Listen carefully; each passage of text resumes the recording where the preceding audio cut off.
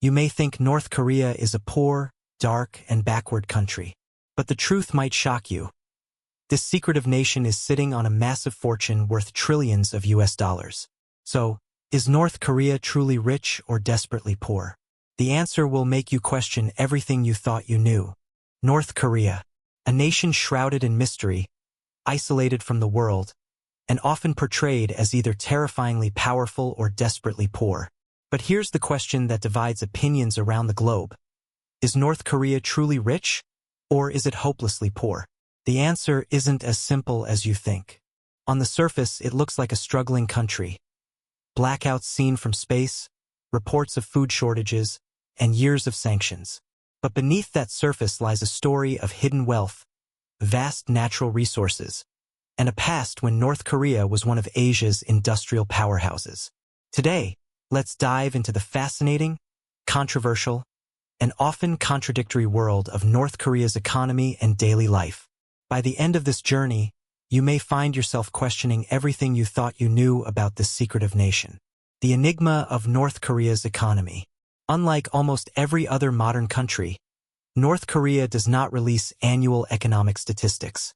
There are no official GDP reports, no transparent trade numbers, and no reliable data on household income.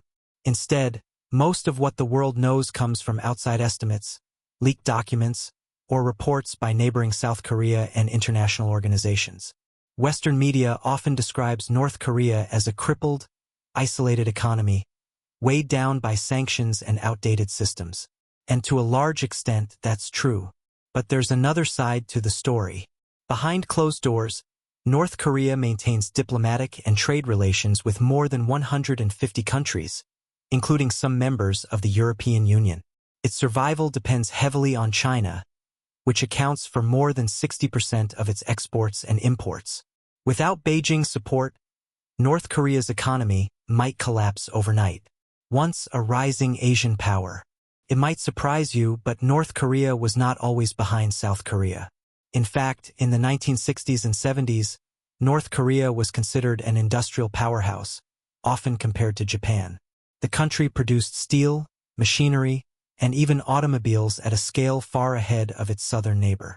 At its peak, North Korea's GDP per capita surpassed both China and South Korea. Its capital, Pyongyang, was a showpiece of socialist modernity.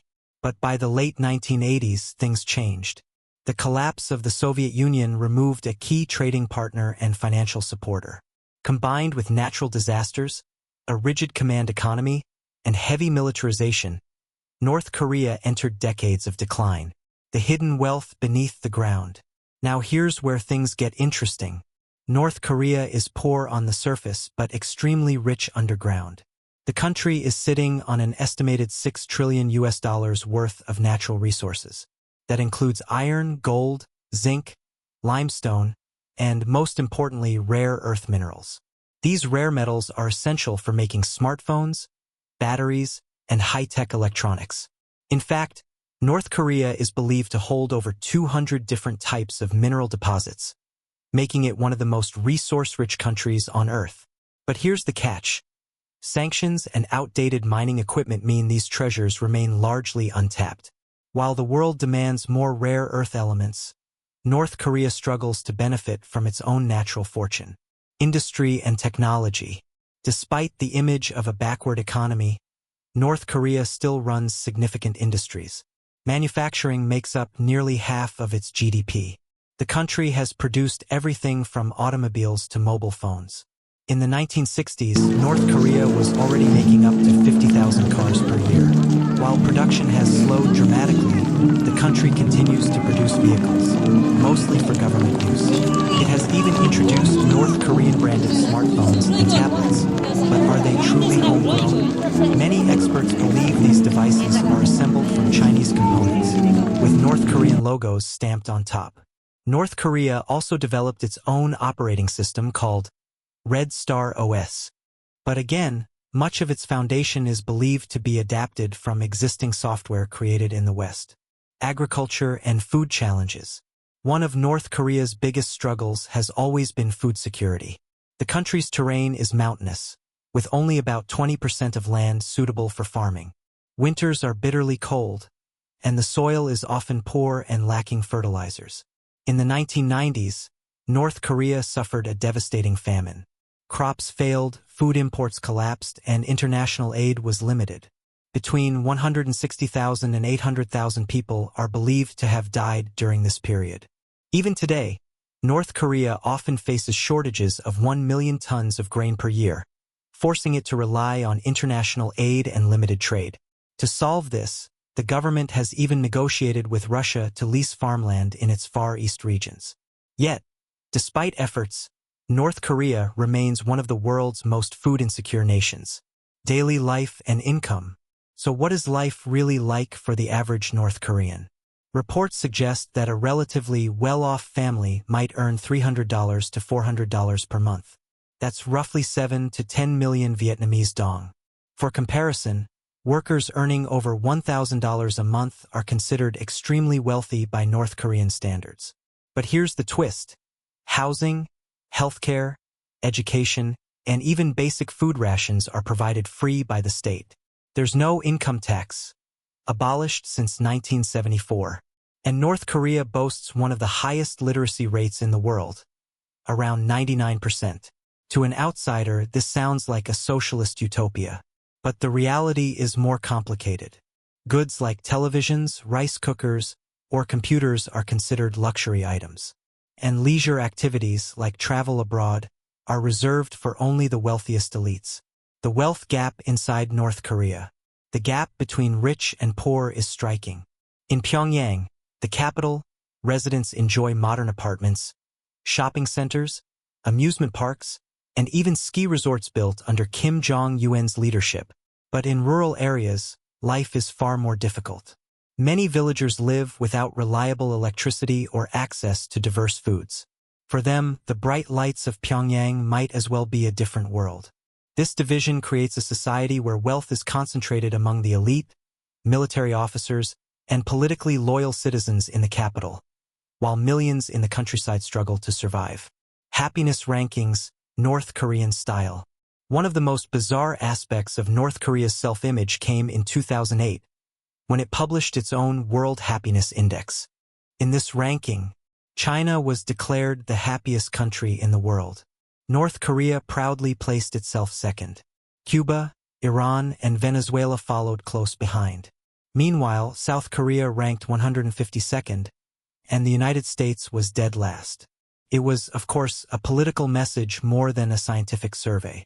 But it revealed how North Korea wants its citizens and the world to view the nation, not as oppressed, but as happy and proud. Entertainment and escapes. For the wealthy elite, escape often comes in the form of foreign movies and music smuggled into the country. South Korean dramas are especially popular, despite being banned. Watching them is a secret way for citizens to glimpse the outside world. Meanwhile, Kim Jong-un has encouraged building new sports complexes, cinemas, and cultural centers. These are mostly located in Pyongyang, giving residents there a more cosmopolitan lifestyle than most outsiders would expect. Relations with Vietnam and the world. What about North Korea's ties with Vietnam? Despite shared socialist roots, the relationship has been complicated.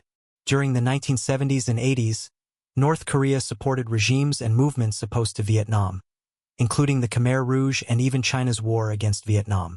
In 1996, North Korea reportedly purchased 20,000 tons of rice from Vietnam, but never paid the debt, leaving behind millions of dollars owed. Still, in later years, Vietnam has offered humanitarian aid, sending thousands of tons of rice to help ease food shortages in the north. Tourism. A glimpse behind the curtain. Can foreigners visit North Korea? Surprisingly, yes. Tourism is tightly controlled, but agencies offer trips, mostly centered around Pyongyang and the Demilitarized Zone, DMZ. Prices from Vietnam can start around $1,200 to $1,500 per person, depending on the tour. Visitors are shown grand parades, synchronized performances, and spotless monuments. But freedom to explore is non-existent. Every moment is monitored by government guides. For many, this makes the trip both fascinating and unsettling. So, is North Korea rich or poor? the truth is paradoxical. On one hand, it struggles with food shortages, limited technology, and heavy dependence on China. Millions live in poverty, cut off from the comforts of modern life. On the other hand, it sits on trillions of dollars in untapped resources, maintains an educated population, and continues to develop industries and military technologies. Perhaps the best way to describe North Korea is neither rich nor poor, but trapped. Trapped between its enormous potential and the crushing weight of its isolation, sanctions, and political system. One thing is certain: North Korea will remain one of the world's greatest mysteries, a country where truth is as hidden as the vast wealth buried beneath its soil.